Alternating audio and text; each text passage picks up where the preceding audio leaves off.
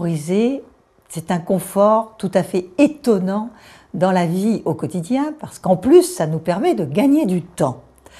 Alors, est-ce que vraiment on sait mémoriser?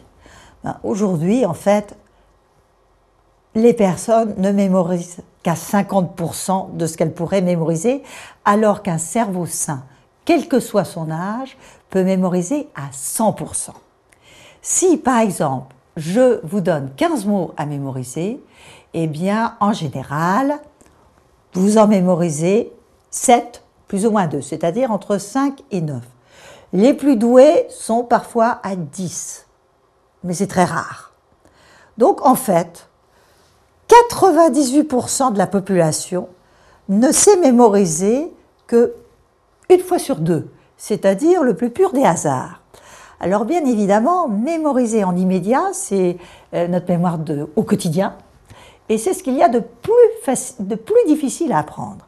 Pour pouvoir le réussir, il faut d'abord être dans l'acte de mémorisation. C'est-à-dire, il faut faire ce qu'on appelle un stop mémoire. Quand on est en train de mémoriser, on ne pense pas à ce qu'on doit faire tout à l'heure, on ne regarde pas ce qui passe derrière, par exemple, le dos de la personne dont on veut mémoriser le nom. On est vraiment à l'objectif mémoire. Il y a énormément de moyens mnémotechniques que l'on connaît, qui sont à disposition dans pratiquement chaque livre qui sort tous les mois sur la mémoire. Ce qu'il est important d'avoir, ce ne sont pas des trucs, mais c'est un principe de mémorisation. Principe de mémorisation, on a vu la première chose, on est dans la bulle, stop mémoire.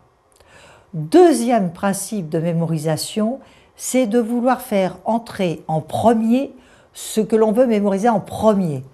Donc si j'ai la personne en face de moi, je veux mémoriser son nom, je m'intéresse surtout à son nom et pas forcément à son joli sourire.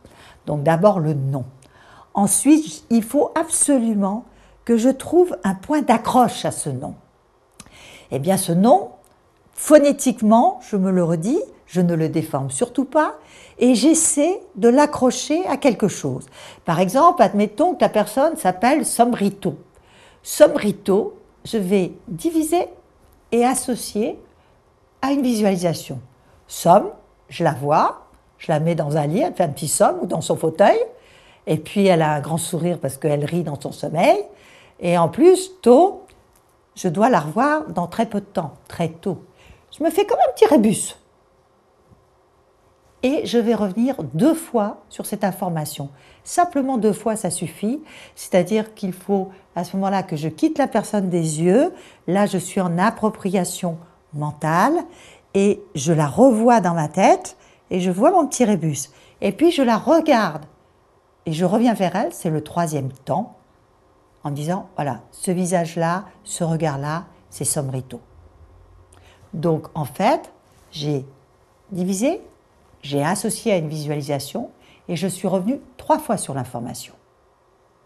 Le temps 3 fois est tout à fait important pour que l'information, votre cerveau puisse l'envoyer là où il faut, c'est-à-dire dans votre hippocampe.